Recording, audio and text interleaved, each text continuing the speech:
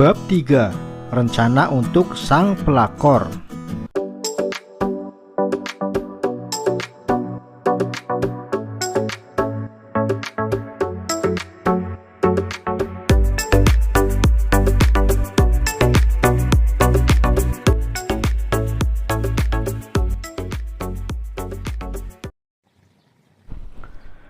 Ratih masuk ke rumah bersama Surya.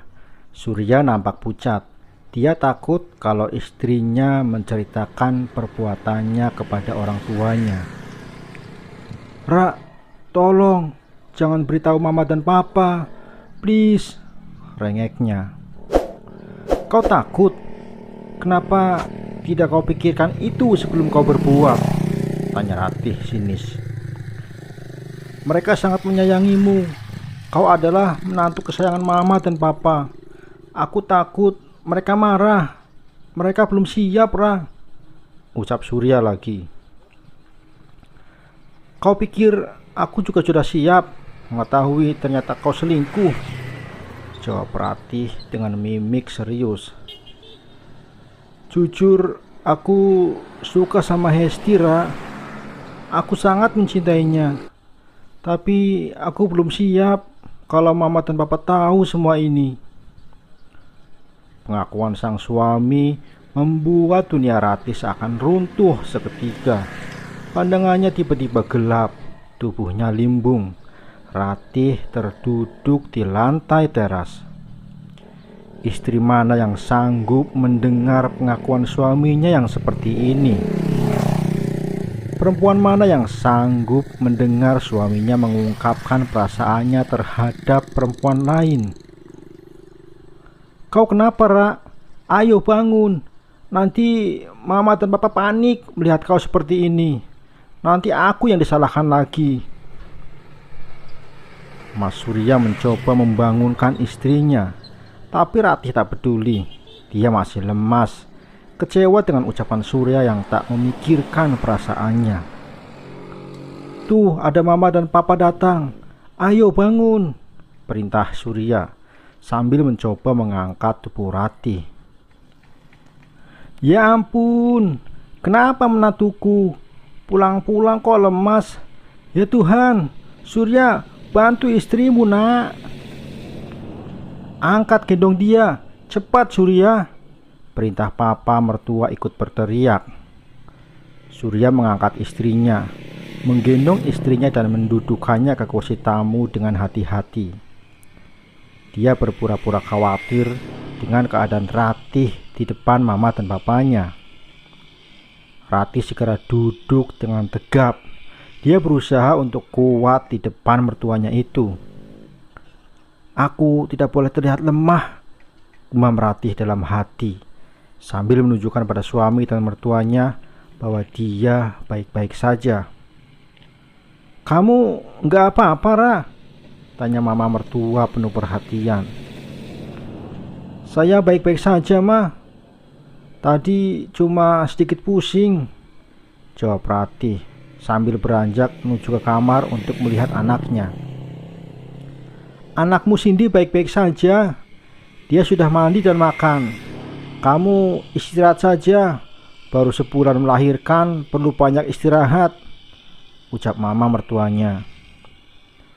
"Iya, Ma," jawab Ratih melanjutkan langkah, diikuti Surya yang juga ikut masuk ke kamar.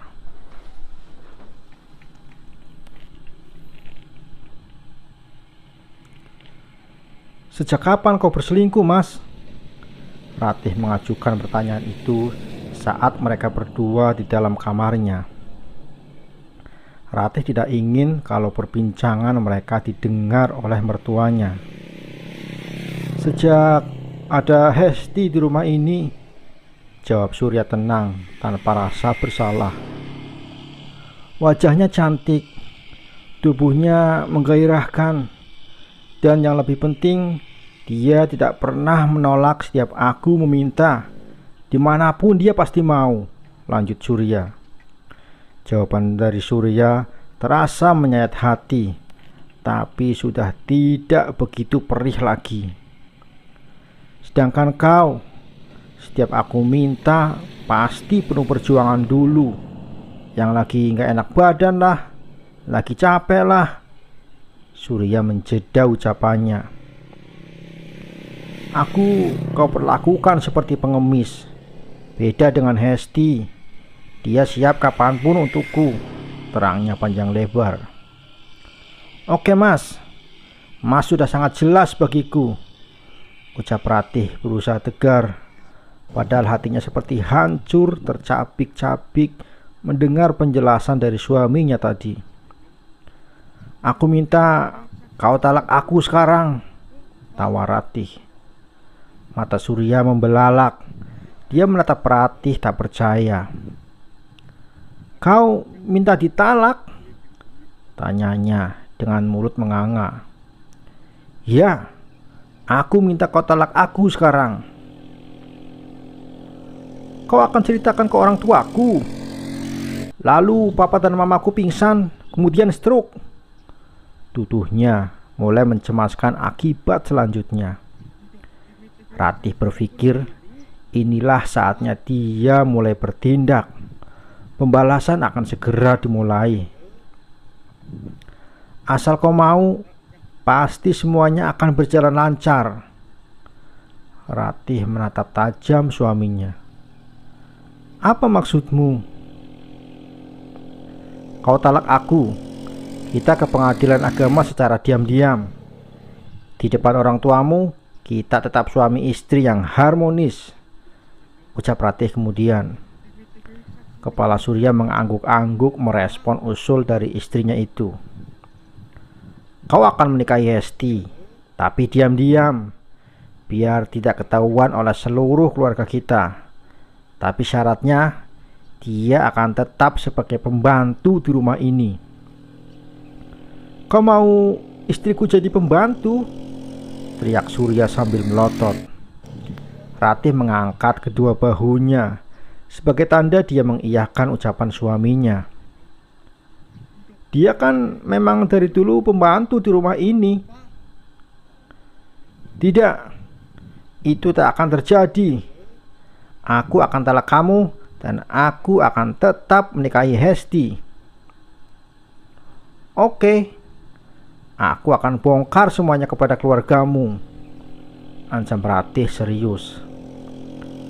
Surya terdiam. Beberapa kali dia menghela napas panjang. Sampai akhirnya dia mulai mengambil keputusan. Baik, aku akan membujuk Hesti agar mengikuti saranmu. 1 jam lagi harus sudah kau tanda tangani perjanjian ini, ucap Ratih tegas.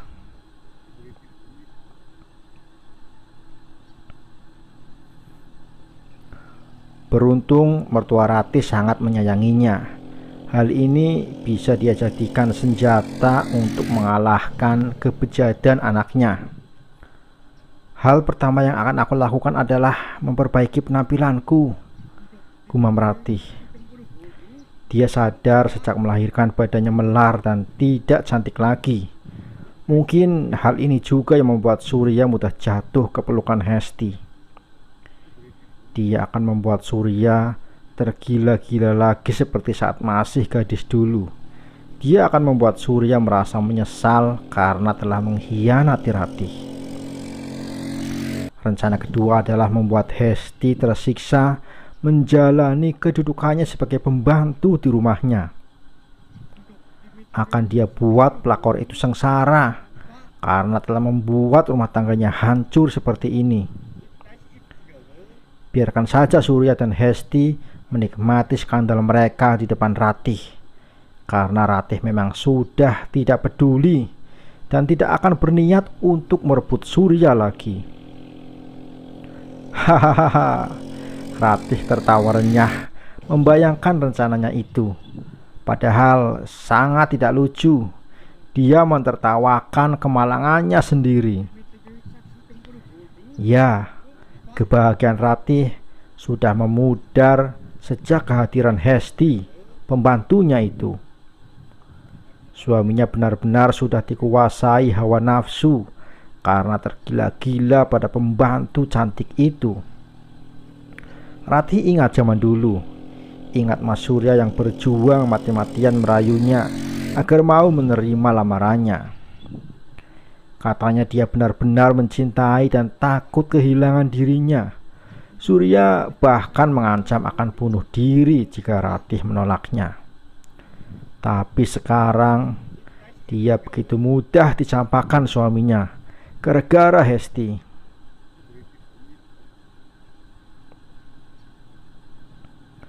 Sebuah mobil berhenti di depan rumah.